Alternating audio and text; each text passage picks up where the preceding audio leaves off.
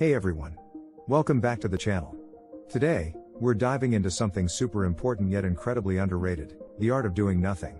Yes, you heard that right. In our crazy, fast-paced world, the idea of doing nothing might sound a bit strange, but trust me, it's a game changer. What does doing nothing really mean? So, what do we mean by doing nothing? It's not about being lazy or wasting time. It's about permitting yourself to pause, breathe, and exist without any agenda. It's about being present in the moment, letting go of the need to be constantly productive, and just being. It might look like staring out of the window, lying on the grass, or even sitting in silence. And guess what? It's not just okay, it's essential for your mental and emotional well-being.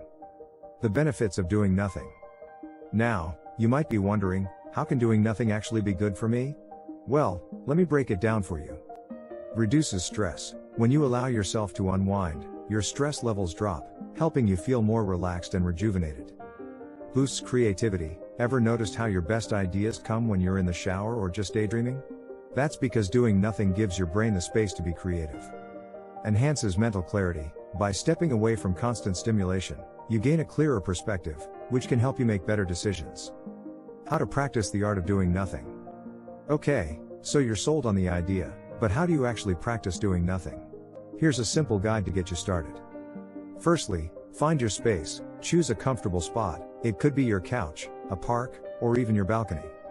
Secondly, set a time. Start with just 5 to 10 minutes. No phones, no distractions, just you.